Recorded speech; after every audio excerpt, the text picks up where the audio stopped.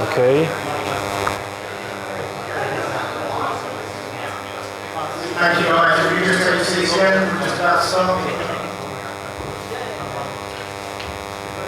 Sorry. Thanks, guys. So, next up, is Home Turf. We have Dr. Nicholas Hertois from the UCL. Thank you. So do you think my voice is coming through all right? Yeah? Not really?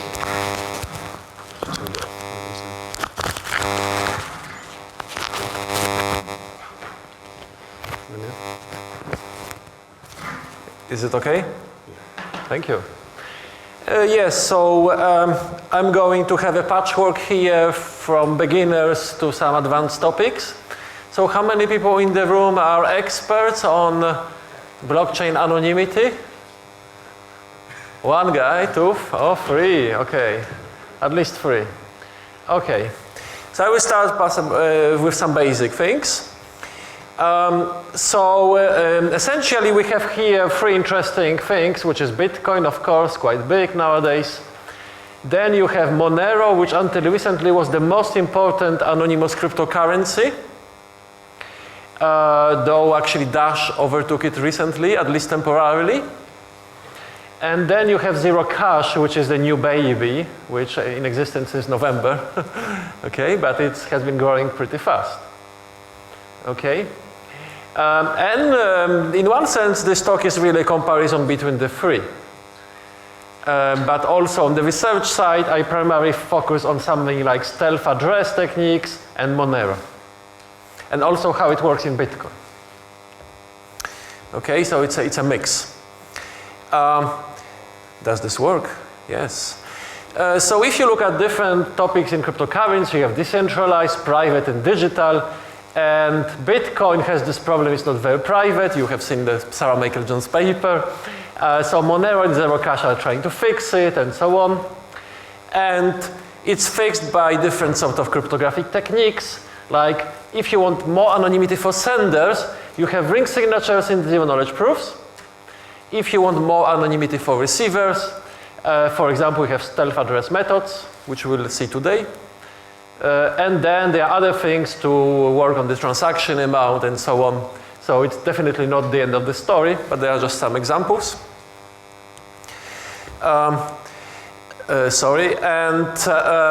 All of these things which we studied today are public key based cryptocurrencies with a ledger. So you have miners, the miners just produce these blocks. And in one block you will have some sort of information which says, okay, this coin, which could be one Monero, belongs to a public key A. Okay? And of course, the problem is that maybe initially Alice and Bob are anonymous or pseudonyms on the blockchain, but eventually they are sending money to C, and then you can start thinking, well, actually, maybe they have something in common. Maybe they actually, Alice and Bob are having an affair together, okay? Or maybe they work in the same office, you know, and so there is a lot of information you try to infer with this, and if you have some extra information, then maybe you're in trouble, okay? Maybe they have the same IP address and so on, okay? So the question is, do Monero and Zcash solve this problem? So let's do a short survey. Who thinks that Monero or Zcash, at least one of them, solves this problem? 2, 3, 4. Who thinks? 5. Okay, so who thinks they don't? Yeah, 1. No, they don't. None of them solves this problem. Okay? This problem is inherently extremely difficult to solve. In almost every cryptocurrency, whatever is the privacy anonymity you might have for some moment, you might actually lose it in the future due to your own future actions. Okay? So it's a difficult problem. Anonymity is very difficult to get, potentially actually impossible to get. Okay? So there will be a lot of brilliant technology in cryptography invented in the future to solve these problems, and it will never be satisfactory. Okay? What is next? So for example, if you compare Bitcoin to Monero, in Bitcoin you have private key, public key, and you have the hash of the public key. And typically a transaction is like you have several inputs with public keys, and the outputs are typically hashes of public keys. Okay? And you can, of course, infer some things about maybe actually this is the same person, they are related, the same for these two. Okay? Monero is already a step forward because in Monero you have 4 keys. Okay? So you have 2 public keys in the green ones. And then you have so-called view key, which is a private one. But maybe you can give it to your mobile phone, okay? Because you cannot spend bitcoins on Monero with this key. And then you have the spend key, which is more valuable because you actually need this key to spend your money. And then if somebody wants to send Monero to you, what they are going to do is this computation here, which is a sort of computation of a one-time public key, which is used typically for just one transaction. And basically you take something like a random number, multiply by this part of the public key, then you hash it, then you multiply by the base point on the elliptic curve, and then you add the permanent identity of Bob basically, which is his pending public key. And the only thing which appears in the blockchain is actually the result of this computation. And also actually a random number which corresponds to this one. And that's it. So basically what's really kind of fascinating here is that the person who is receiving this money, which could be Bob will somewhat publish on his website or elsewhere, not on the blockchain, his permanent identity here, which is these 2 green things. Okay? So it's like longer public key. Typically encoded on like 102 or more characters, or base 58 characters. And what happens is that this thing typically does not appear on the blockchain. Okay? So blockchain has no idea that someone is sending money to actually this pair of keys, because this is potentially totally unrelated, and there's actually no way to relate this to these 2 green keys. Okay? So this is an interesting property which apparently Zero Cash does not have. So in this respect, actually it's better than Zero Cash. Okay? Because really there's absolutely no trace, like somebody maybe have received an email from Bob, or here is my key. Okay? But there will be no way to relate this email to the actual things which appear in the blockchain. So even if you have intercepted their email, okay, you will actually not see that I am sending money to Bob. Okay? Yes, but you know, in some cases in Zcash, you will have you know, addresses which are generated in advance. Yeah, so if you use stealth address in Zcash 2, actually it also works. So you will get the same thing. Okay, so this is very interesting. And of course, even Bitcoin uses stealth addresses, by the way. Okay, so a lot of people use stealth addresses, but not all the time. So that's the problem actually. So what happens also is that the amounts in Monero are standardized. So we have like something like 1,000 Monero sitting in one account, and then it will be like split into like 100, maybe 200 pieces, and then each of them will be sent to a different one-time public key, and potentially nobody will know that these things are related in any way, and nobody will know which ones are the change addresses, I'm sending money to myself, and some maybe the destination accounts, basically, for sending to somebody. Okay, so this is what is interesting. It's not perfectly private for the amount, because you can kind of still see where the money is, like for large amounts, but definitely it's a step forward compared to Bitcoin. Okay, of course, Zcash is a lot better in this respect. Okay. And now, really, if you want to do something better, you have this question which Tomasz has already invoked today. Is that you need some sort of more stronger crypto magic, more advanced things. Okay, Monero and Zcash are still relatively simple things. Okay, so cryptography is this sort of amazing type of technology development which is really totally disruptive. Some things in Bitcoin and cryptocurrency are disruptive, but a lot of disruption actually comes from cryptography itself. Cryptography simply is something which allows you to things which absolutely cannot be done by any other technology in existence on this planet. Okay, so this is what is interesting about it. Okay, so what kind of magic do we have in Zero Cash? I think we have already heard about this today. So one of the pieces of zero cash is, for example, the commitments. Okay, so a commitment is a simple thing because commitment is actually like a hash function, to be honest. Okay, you take two numbers, like a serial number and a random number, and you are going to hash them and sort of closed in a box, basically. And the key to open the box will be simply the knowledge of these values. Okay, and this is what is actually used to produce these shielded coins, which we have heard of today in zero cash. So we have these commitments. And actually the funny thing about these commitments is that normally commitments are meant to be open, like in traditional crypto. Here they are never open. Okay, so what happens is that it's true that the owner can open them, but they don't do it ever. And it's not true that these commitments will get open. Okay, so this is what is really peculiar about zero cash, which has not happened in a widely used system before, basically. Okay. Zero cash also operates something which is a large-scale laundry or a large-scale mixer, basically, which of course was known before. And this is related to what we have seen today. So you have this sort of double process of first using this like normal yellow coins. They are like bitcoins, basically. They are kind of the same. Okay, and then one of these yellow coins is going to be closed in one of these boxes, and the boxes are placed on the ledger. Okay. And at this moment they kind of disappear and they cannot be really distinguished later in their usage from other yellow coins which have been closed in the boxes. So they kind of are somewhat dissolved state and you don't kind of see them anymore.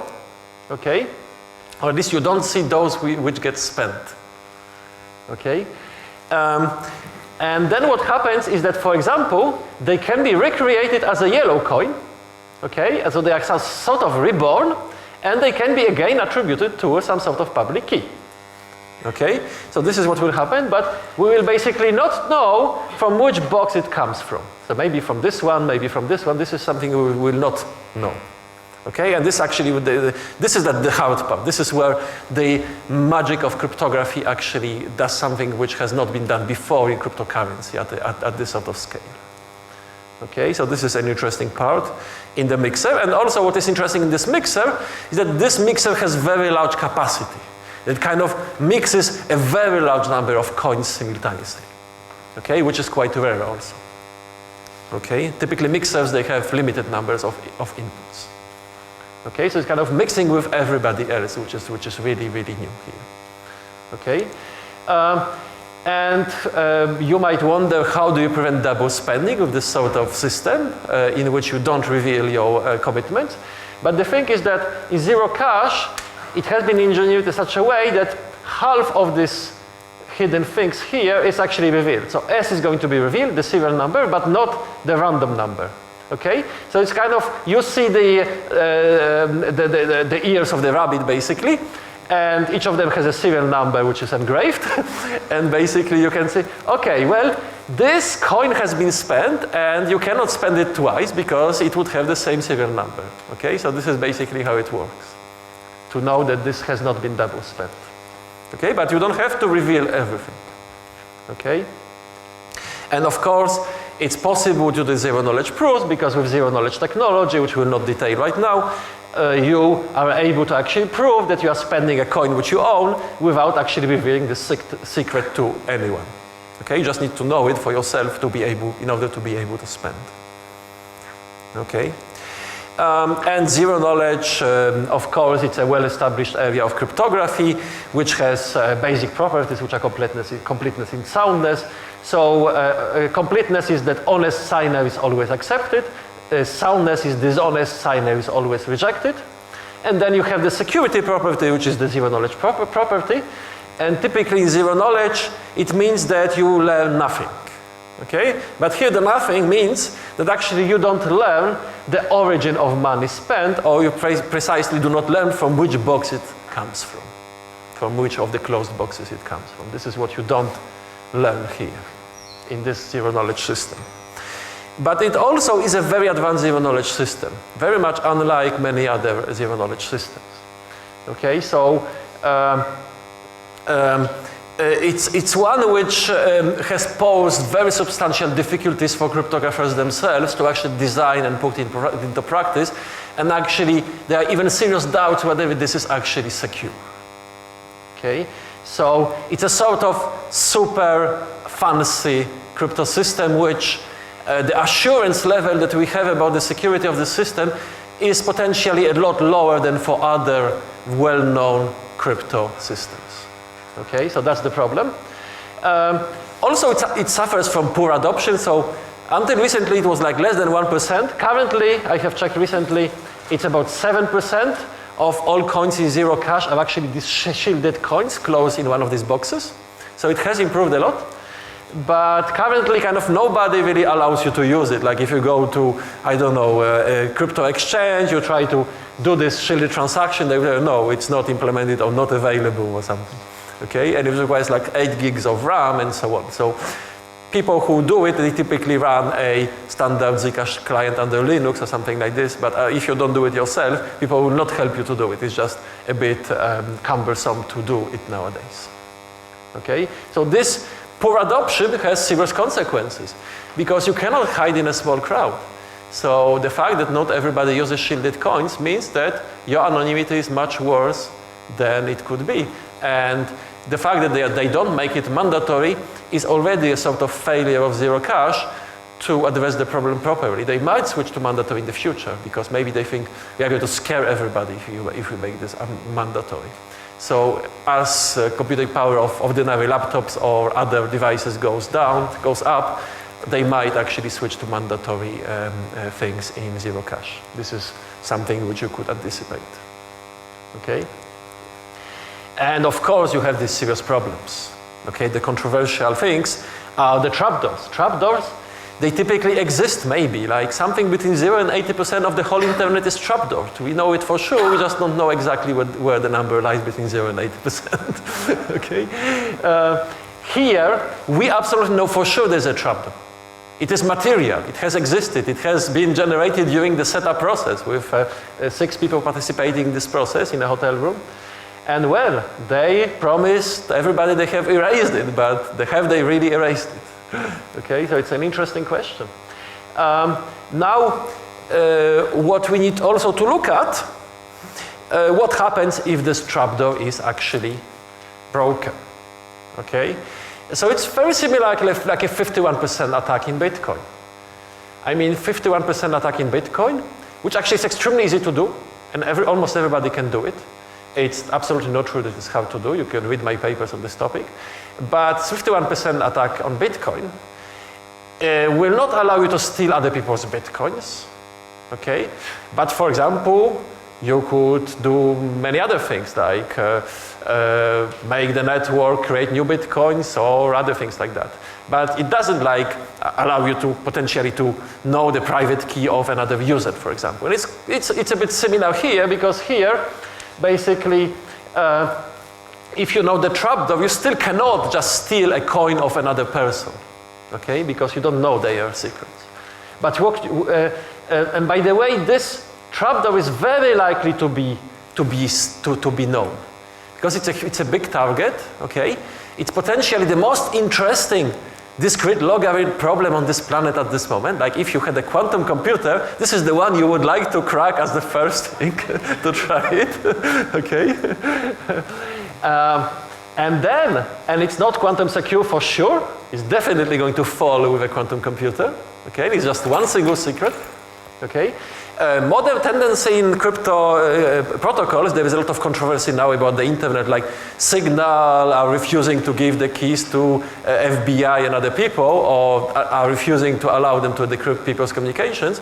But what you see in all these very modern communication systems, such as Signal protocol, used by apparently 2 billion people recently, you see this extreme fragmentation of the target. Like for almost every message you send in the Signal protocol, this sort of discrete log key which is used will be different. Okay? So like even if the NSA, they have a quantum computer, they will have to use it for all of these keys, or all of these keys which will be not economical. I mean, the value of individual value of each of these keys is close to 0. So why would you actually break it, even if you have the quantum computer? Here's exactly the opposite. I mean, this one is highly valuable. And what you can do if you have it, is that you can create an unlimited number of new coins. Okay, so we have this sort of unlimited amount of things coming out of your dark hat, basically. And these boxes which we will put on the ledger, nobody will know if they are real or not. Okay, so that's the primary threat actually with knowing the backdoor in the zero cash system. Okay, so yes, you cannot steal coins of other people, but you can make their coins worth a lot less. Okay, and currently they have not solved this problem yet in zero cash, but actually it's obvious that they can and they will. Okay, it's obvious that you can create an audit system in which you will create some sort of boundaries and firewalls, and you will just count the coins entering some sort of border and how many coins are exiting, and you could audit the system and see, or you could add some sort of colors to these zero knowledge coins and implement some sort of additional functionalities, zero knowledge proofs, so that you would have this audit capability built in these systems. Okay, so it's probably the next step in these systems will be actually to improve it and to make the impact of a potential break of the master secret a lot less significant. What you could also easily do is to have several master secrets. So currently, of course, it's a bit of pain because you have to download like 900 megabytes to make your system work. But potentially tomorrow, downloading several files of 900 megabytes will be peanuts. And therefore, you could make it rely on several master secrets. So if only one of them is secure, your system would be secure. So zero cash system has a great future because the current problems definitely can be fixed in the future. Though, of course, agreeing on this and avoiding sort of divorce in the community and hard forks will be hard, will be difficult. Okay, but definitely these problems are solvable, at least for a cryptographer. Okay, any questions about this part? No questions. Okay, so we are going to, yes? What do you think about replacing the trusted setup thing with transparent computational integrity by Eli Van Sassen, the same guy who did ZK Star, the crypto behind ZK? I don't have an opinion on this topic. Yes, please send me an email, we can discuss. Okay, any other questions? Okay, so it's an interesting system, but it's still a little bit in the infancy, both for adoption and even for the cryptography. And there are also some very strong limitations. You can ask Tomasz, you know, in terms of how many transactions can be emitted and so on. So there are serious questions with zero cash, which will require a fix probably quite soon. Okay. So this is about zero cash. And a little bit more about motivation of why we are here. I would almost give the opposite title to my talk compared to Tomasz's talk. You see, because he kind of is selling you transparency, I'm going to sell you darkness. Darkness to you. So I fundamentally believe that darkness is the future of financial markets. Okay, for many different reasons. Okay, but let's work at the low level now and explain a few reasons why would you do basically this sort of things. Okay, of course today Brexit is happening, so it's of course related to Brexit. Okay, because I think probably the only reason why Brexit is happening is that London is going to become some sort of, you know, tax heaven. Okay? I think this is the primary reason why Brexit is happening. But it's happening at great expense with, you know, huge problems with all your former friends and so on. So, you know, what's the point of doing Brexit for creating a tax heaven? Why actually you can make a tax heaven with few lines of code. Okay? So I think the Brexit is the unbelievably stupid thing which is happening today, because you can do the same with code.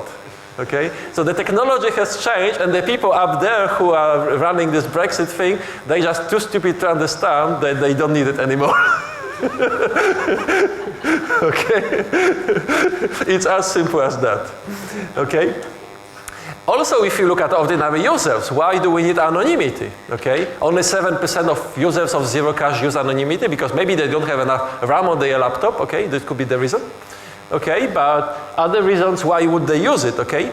So most people will say, I'm honest, a normal person, I don't care about my anonymity. I'm not going to hide, okay? But this is badly wrong. I mean, today we live in a society in which people who don't protect themselves, their life will be ruined, okay? They will be killed tomorrow by a safe-driving car because, you know, some hackers will figure out a way to profit from their death because their insurance premium was not high enough, but their health insurer will be happy to see them dead.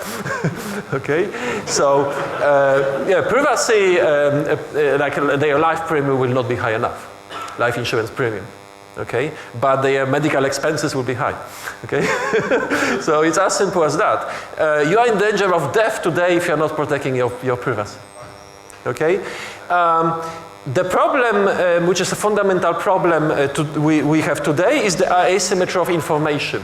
The corporations are efficient. Nowadays, the corporations are omniscient. They know everything and about everybody. And basically, they always win, and the individuals always lose. Okay? So therefore, if people who don't protect their privacy, they are in very bad shape nowadays. So therefore, privacy is something which people really want. They just have not discovered for many of them yet. Okay, it's quite important for the future of, if the human race wants to survive, I think they need privacy. Otherwise, they will simply not survive. Okay. And of course, we need this also for financial institutions. Okay, so my idea is that blockchain will never be adopted by banks if it increases the disclosures compared to traditional fintech. Okay, so it's just ridiculous why they would buy it if it ruins their privacy they had before. Okay, so we have all the cryptography solutions and etc. But the question is how do you really put them into practice, which is quite difficult. Okay. And of course, anonymity is sometimes fun to work on. Okay. So it's also an interesting research topic. Okay, we'll skip some slides here. So for example, if you look at Monero cryptocurrency, Monero is already quite innovative in this space. And nowadays, Monero is almost the dominating private cryptocurrency. And what is interesting that Monero is a little bit like Bitcoin, because, you know, like, there is a lot of anonymous people there who don't give you their names. And this is a bit surprising to the academics, because in academia everybody wants to be famous and are going to say, oh, it's me who invented this. Okay? But here we don't have that. Okay? The main idea of self-address was somebody who published on a forum where it immediately attracted attention of some core Bitcoin developers. But this person has remained anonymous until this day, who posted the initial idea of the self-address. By the way, the initial idea was incorrect. And then, I mean, it was not very secure. It was not the best version. So better versions were invented later. And by looking very carefully at the literature and all existing written works on this topic, I discovered that the first person who got it right is, is actually the guy, also anonymous, also a pseudonym, who specified the CryptoNode protocol used in Monero first, okay? And this is apparently has not been seen by the Bitcoin community. It's typically attributed to Peter Todd, but you know, Peter Todd was not the first to put the right solution in a good place. 3 minutes, yeah? So another anonymous person got it right. And again, they are not there to brag, it's me and I should be very famous. Okay, that's quite interesting what happens here. And we have studied a little bit how this works, you know, so I will skip the details because we have already seen this. But what is interesting is this technology is potentially something which happens in Bitcoin. And it is happening in Bitcoin. So in Bitcoin, when you can do exactly the same thing. And when you want to publish this R, you are going to use this sort of script which appears in the Bitcoin blockchain, which starts by 6A basically, okay, which is called op return, and then you can put anything you like, which could be this number, okay. So we're not sure how many of these op returns are actually self-address, but you can guess that a large percentage are. Okay? And for example, in 2014, there were less than one of these in average Bitcoin block. More recently, there were 33 of them in like Bitcoin block. You see, so the usage of these things has increased in the recent years. Okay, so definitely there are people out there who are actually doing something fishy on Bitcoin network. Okay, and whoever told you that Bitcoin was transparent and they could actually read what's going there, they have lied to you, because there are some things which potentially are very secure, which are already happening, also permission-free on the Bitcoin blockchain. Okay, so this is quite interesting. And moreover, there's another way of doing this, which you basically, you replace this R by A, which is sort of your private key, and this will become capital A, which is the corresponding public key. And then you need to find some way to convey this quantity to the person to whom you are sending money. Probably this thing has appeared previously in the blockchain or in another database. Maybe it's your PGP key, maybe there's something else. So we need to work a little bit more to convey this, but essentially this thing will not appear in the Bitcoin blockchain, and then you will get something like super dark Bitcoin. Something which even at this moment I will not tell you if it exists or not, because I have not seen it, because nobody can distinguish it from an ordinary Bitcoin transaction. Okay? And those I cannot give you the stats because they are really invisible. Okay? But this is probably also happening on the ordinary Bitcoin blockchain. So some people who are Bitcoin maximalists will tell you everything which Monero does, Zero Cash does, and Bitcoin and everybody else, we can do it inside Bitcoin. And this is not untrue. Actually, you can do all these things inside Bitcoin and in a very discreet way, so that people will actually not notice that this is happening. Okay? Bitcoin, I was cited by some journalists to say that Bitcoin is the Microsoft of cryptocurrency, and it's true. And when you're in this dominant position, you have the capacity to steal other people's innovations, these clever cryptographers who work very hard and do the innovations, and use them without saying thank you. Okay, so this is basically what happens simultaneously as other cryptocurrencies emerge. Okay, so I think that's it for today. And of course there's a lot of research. We have published a paper about stealth address. There's a lot of technical details. The presentation is on my blog, which is blog.bettercrypto.com. Okay, and we have also in our research paper produced a super secure version of this stealth address, which is like super robust. For example, if there are bad random incidents or some private keys get stolen, we can prove the security that it's still secure. So actually we have produced, Nicholas Valsabenhagen in his paper, Cryptonaut paper, was the first correct version, unbroken version of stealth address, but we have produced like a more robust version, which is in our research paper from last month, which is basically resilient to security incidents of type bad randoms, compromise of a device, and so on. Okay, so I'm not going to detail this right now, but we have done some research on how to make stealth address even better. Okay, any questions? Thank you for that. Very useful. What can we do about quantum computing? Because everyone says, oh, quantum computers are going to destroy Bitcoin. No, it's not true. We've already got one. Bitcoin is already protected against quantum computers because public keys are hashed and they are not revealed. So if you use Bitcoin correctly, probably no one will ever break you with a quantum computer, your key. But another problem with Bitcoin, which I think everybody have heard about, is that Bitcoin cryptography is dodgy. Nobody should ever use it. So there is some sort of criminal conspiracy inside the Bitcoin community, is to stick with dodgy cryptography, which no one approves. And no government or no cryptographer on this planet who is a professional cryptographer will tell you that this is okay. Okay? So, but apart from this, at least theoretically, Bitcoin is already, and Satoshi, if there is a genius of Satoshi, it's one of these brilliant things he did, already protected Bitcoin against this, but modulo some other details, which apparently has not yet been fixed in Bitcoin.